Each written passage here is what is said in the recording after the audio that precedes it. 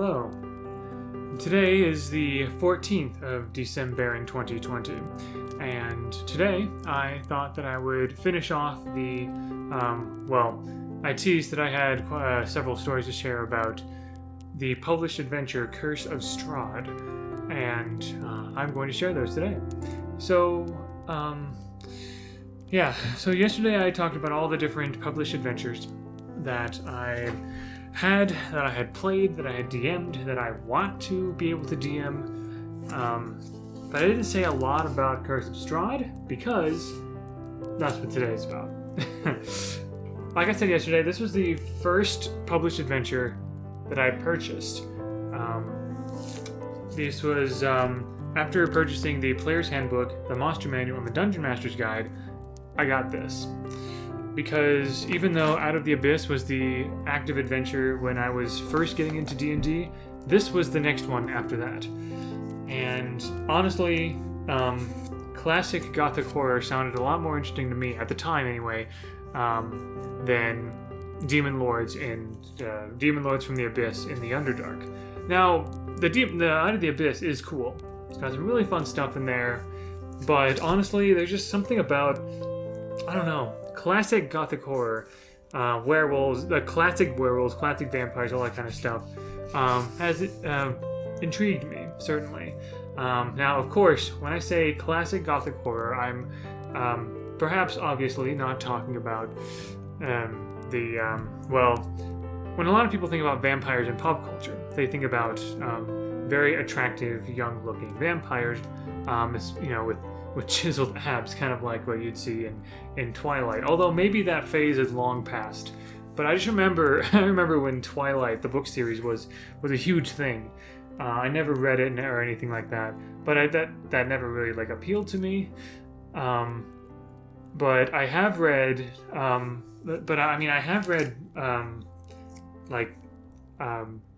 part of the original novel Dracula, and I have seen the film. I have seen the now famous German-made film Nosferatu, and so some of those classic works that kind of go that are among the very first works of literature and film that brought vampires, especially Dracula, into popular culture. I am familiar with, and this certainly takes cues from that. So I'll elaborate a little more about what the adventure is about. I'll try not to give too many big spoilers, maybe minor spoilers here, if you plan to play this. But essentially, this is Count Strad von Zarovic. This figure pictured right here. He is a vampire lord. He is the main antagonist of the entire adventure. He is the Count, the Dark Lord of a country known as Borovia. And Borovia is, it used to be part of the material plane, but it has since become its own demi-plane. And usually people wander in, people from outside of Borovia sort of wander in. And this is how adventurers usually get in, by the way. They sort of wander in sort of accidentally. They, generally there's an impenetrable fog, just a wall of mist around the entire country. And it's through these mists that adventurers appear, because Strahd brings them in. Strahd brings them in to toy with them, to corrupt them. Strahd he is like many gothic horror characters and antagonists. Strahd von Zarovic is a tragic figure, but he is irredeemable. There are also, of course, there's undead, there are skeletons, there are vampire spawn, there are werewolves, there are all kinds of things. There are all, just all sorts of there's just so much dreariness, and despair and hopelessness, with a healthy dose of little bits of light and humor here and there to keep it from being too heavy. But there are just so many things about this book in general that I loved from the get-go. One of the things is there's a page in here called Marks of Horror, and basically it explains to you how you can it gives you tips on how you can help sort of make the adventure feel like a chilling experience for you and your players. Make it feel more like Gothic horror-esque, to, you know, show age in people and objects, foreshadowing details, light bits of humor, putting some bits of light here and among darkness to make the light more stark against the constant darkness. Making inanimate objects personified, that sort of thing. And also, there is a deck of cards called the Taroka Deck. You see, these are examples of some of those pages, some of the cards in that deck. I actually do have a physical Taroka deck that I have often used when playing this game, when running this adventure. In this adventure, the players generally eventually meet a fortune teller named Madame Ava, and Madame Ava reads the cards for the players, and the cards tell the players where to find certain magical items and artifacts, as well as an ally, as well to help in their eventual nearly inevitable struggle against Strahd von Zarovic to give them as many advantages as possible. And one of Madame Ava's cards also tells the characters where Strahd can be found in his own castle. I could go on and on about the many different locations. There are several towns, each with their own good things and terrifying things. Maybe terrifying is too strong of a word for some people, but there's so much everything seems fine on the surface, but it isn't. Or things seem ruined and there's a reason for it. That kind of thing. There is darkness and corruption all over the place. Another amazing thing about this is this, many adventures do this, but there's a really cool map, and this map is kind of a bit worn because I've opened it and closed it so much. This is Borovia, right here. This entire map, one hexagon is 1/4 of a mile. So it's really not that big as far as an entire campaign is concerned. There are a lot of campaigns out there that take place over a whole coastal continent or whatever. But this would basically be how big is this area generally? I mean, this is probably about 20 miles ish, maybe 30 kilometers wide or something. Not that big of a place. And you can see the sort of fog all the way around the edges. And all kinds of things. And now there are places all over, especially along the road, where there are towns and everything. And probably the most impressive thing is the castle. This is Castle Ravenloft. I don't want to show you guys too much of it at once because some secret doors and trap doors are shown in here. But this is the entire castle. All right, this is what the dungeon master has to work with to run the castle as a dungeon. It is quite like I've said before, it's quite a labyrinth. Honestly, it's there's so many places where it doesn't make sense that a staircase should lead here, but it does. And then there are other staircases that seem like it should lead places, but they don't. And so, yeah, all kinds of crazy things. And honestly, you could run a whole you could fill a whole session or 2 or 3 or 5 just in that castle alone. And certainly I have done something like that. But anyway, that's a little more about The Curse of Strahd published adventure. Highly recommended. It's one of my favorites of all of the published adventures by Wizards of the Coast for Dungeons & Dragons 5th edition. And it's a favorite of many people as well.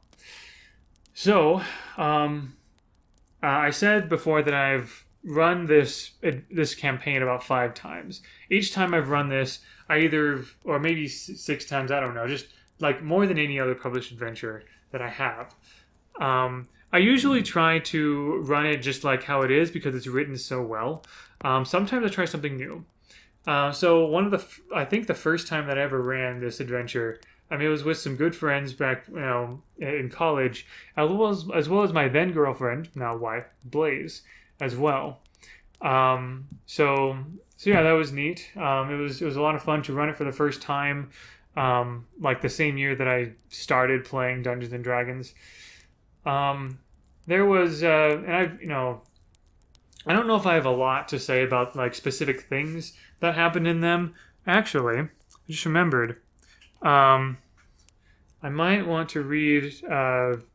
There was the first time I ran this. There were some, like when the players were basically in Castle Ravenloft, Strahd's castle. I had some visions happen basically. Each of them had some sort of like most of the players I did this via text message before a session. Most of the players had the same dream essentially, but two or three of them did not. So there are three dreams in total. So first of all, let's see. So Blaze, my wife now, she played a tiefling character named Braith. And then there was one of my friends was playing a paladin by the name of Uther. And then there were other players as well. But I mentioned Braith and Uther because those are the two who had certain different dreams. So here's the dream that Braith had. You are in darkness when you hear a familiar voice calling your name, calling you towards a blurry candlelit room. As you approach, the room comes into focus. A tall, handsome tiefling beckons you to come closer. His face, like his voice, is familiar, but you can't quite place it. You notice in the room many open books containing sketches of memories, your memories. A destroyed village, a rag doll, the man who called in his favor, a smug, self-righteous paladin.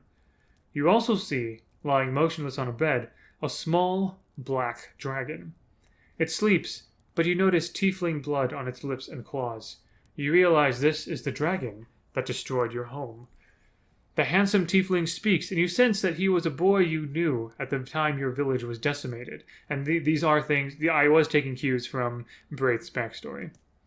Sad, angry memories come flooding to your mind as he touches your shoulder to comfort you. You are ashamed of the few tears that escape your eyes.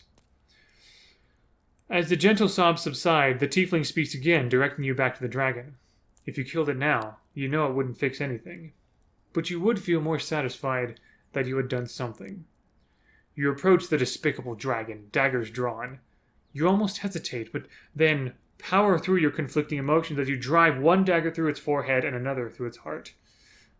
The dragon lets out a soft, human moan before dying. Behind you, where the tiefling was standing, deep, malicious laughter praises your deed as everything fades into blackness. Right before you wake, you realize to your horror that you are screaming. And this is the dream I gave to Uther. In that moment, just before you wake up, a scene appears before you of the handsome, regal man, the one from the portrait, sitting at a... hold on. Never mind. First I sent Uther the same dream everybody else had, but then I added something to it. So let me tell you what the generic dream was. And I think the party was sleeping somewhere in Ravenloft as well, in the castle. So they were sort of under Strahd's influence to some degree during this. Anyway... So, the dream that everyone, including Uther, had, and Uther had a sort of addendum at the end. You find yourself in a dim hallway stretching before you and behind you into darkness. You notice there aren't any windows or doors. Candlelight illuminates only the next few steps, and the light follows you as you walk. After walking for some time, you find a regal portrait depicting a handsome man of some importance. The pale face regards you with respect, tinged with an air of aloofness.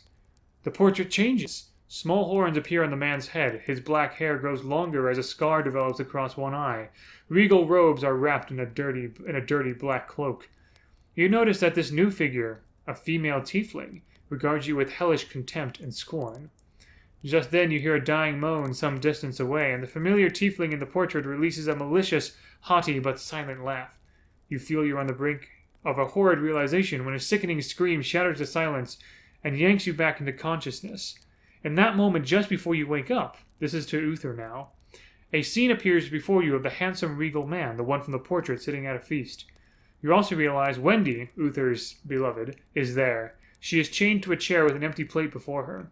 Her eyes are downcast, her face wet with tears. The man turns to you, Uther, and says, "It would be such a shame to die alone." as your eyes open, you realize to your horror that you couldn't tell if he said dine alone or die alone. So those are the things. Basically, I think there was I can't remember if it was another, if it was like another like player character who we decided to kill off because the player was not going to be able to attend any more sessions, or if there was some other character, I don't know. But basically, Braith, like in her, like even though in her dream she thought she killed a small black dragon, in her dream she actually killed somebody, like under, like sleepwalking essentially, and that was a scream and everything, and Braith the character was horrified and all that, all of that. So that was a fun moment from the first time I ran this. That was all me. I had those interactions. I saw cool opportunities there, and so forth.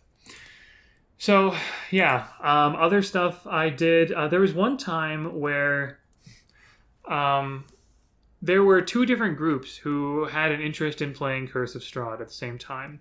And so two different groups of friends that I had. And so I decided to run them both at the same time, and they were independent of each other. They didn't really know about each other. And I gave each of them a similar title, but different. One of them, so one of the groups started with Tomb of Annihilation. And one of the players in that group, they were a cleric to the demon lord, the Demogorgon, and at the end of Tomb of Annihilation, they decided that they wanted to replace Demogorgon. They had such high hopes and whatever, and actually no. So they started with Curse of Strahd, and then after they escaped Borovia, that cleric wanted to become the Demogorgon, and we went on from there.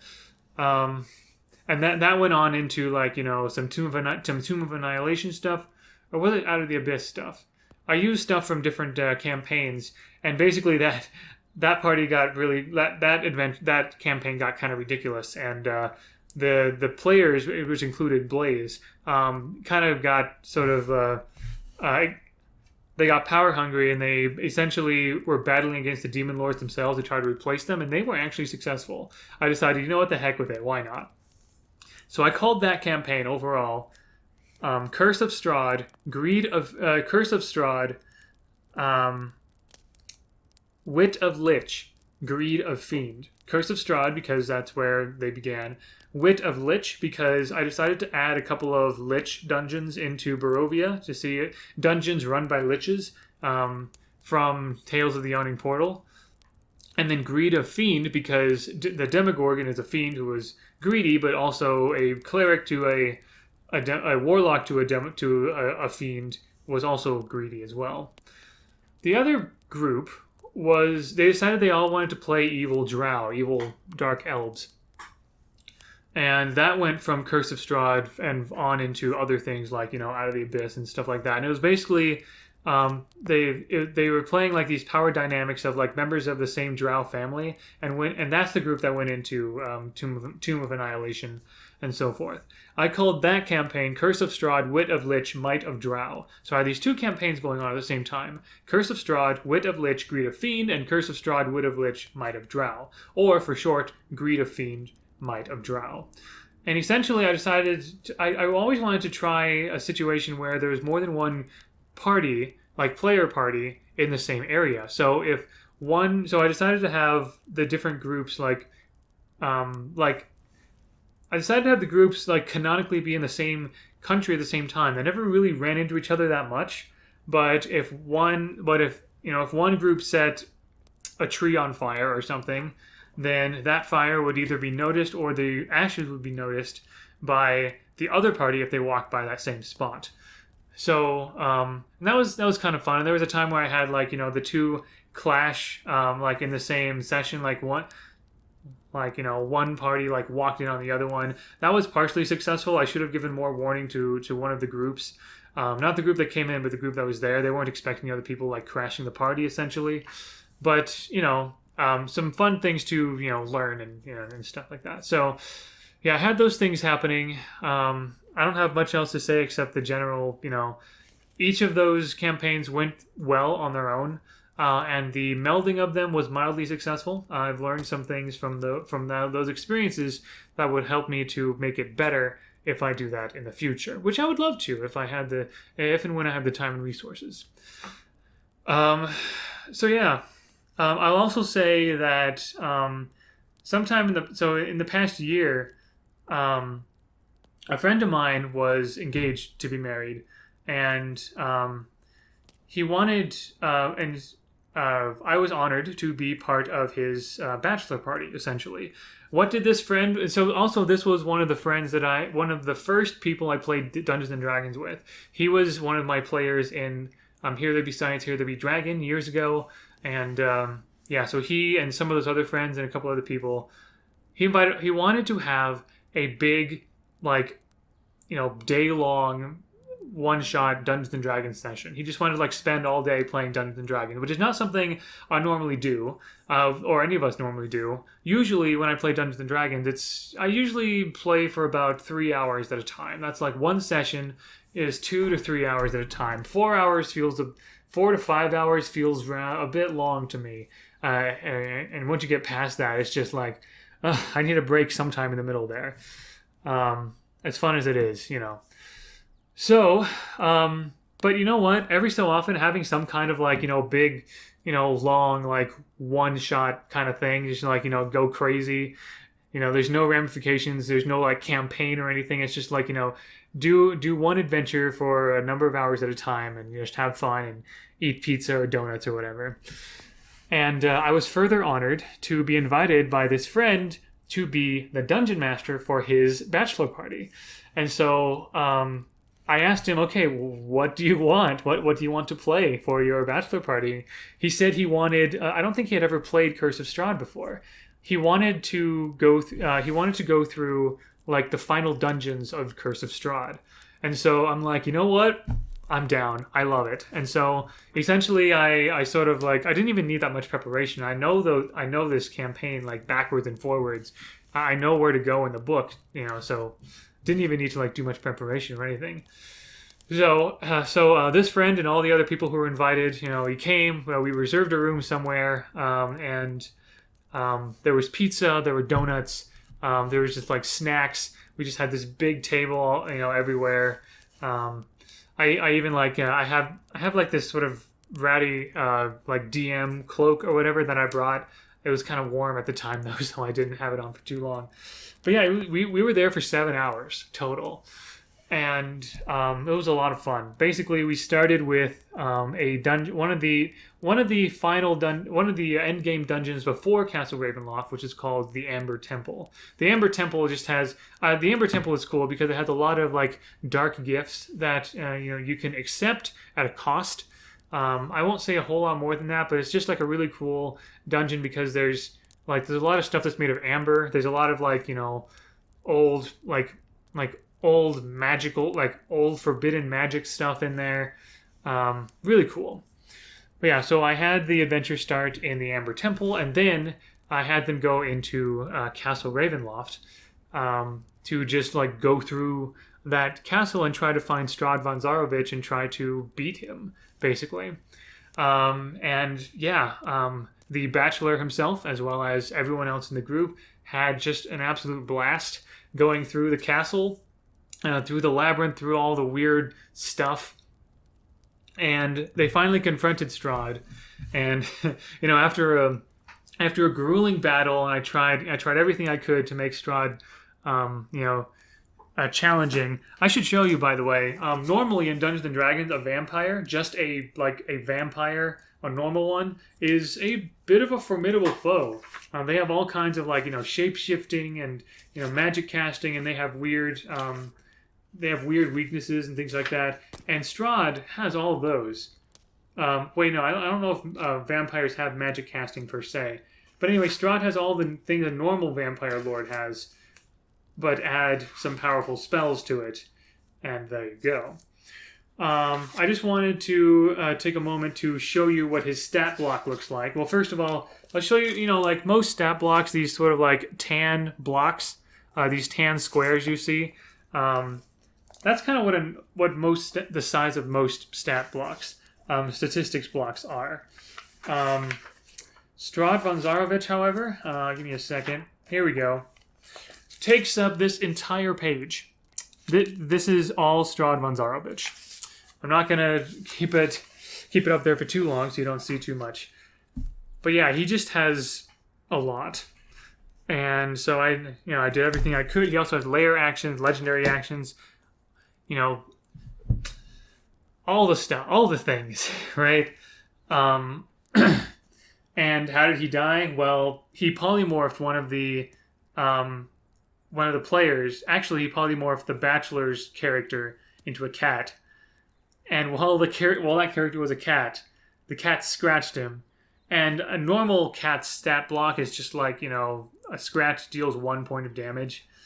That 1 point of damage was all that was needed to kill Strahd, basically, to beat him. And so, with a scratch to the face, Strahd was down, and then they staked him. They did all different things to make sure that he stayed dead and could not be revitalized.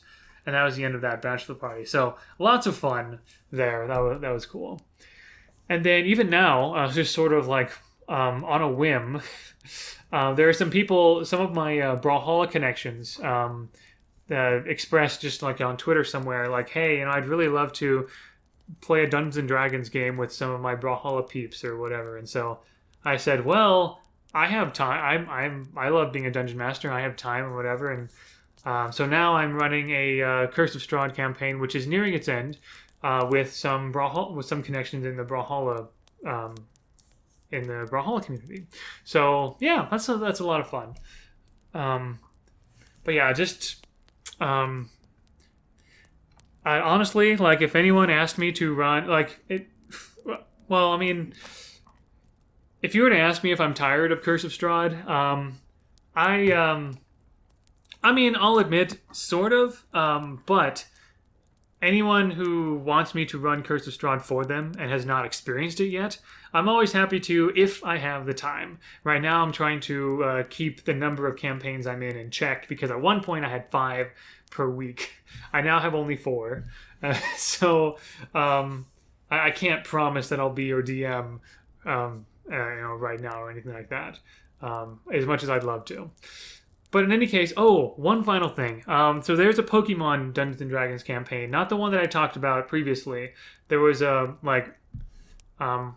I mentioned before this month that there are some fan-made Pokemon tabletop role-playing games out there that are not Dungeons & Dragons. They take some of the rules from Dungeons & Dragons and they apply other things to make it specifically a Pokemon tabletop role-playing game. And I actually ran a campaign of that lasted over a year, and it ended about a month or so ago.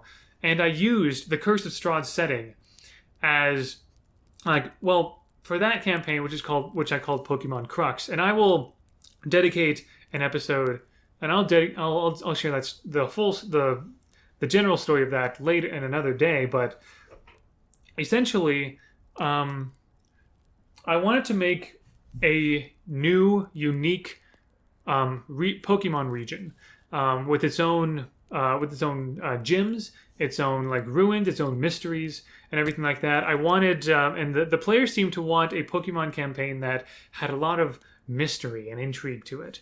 And so I decided to take the setting of Borovia, to take the literal map of Borovia, turn it upside down so the lake on the top was on the bottom, and everything else, followed suit in just 180.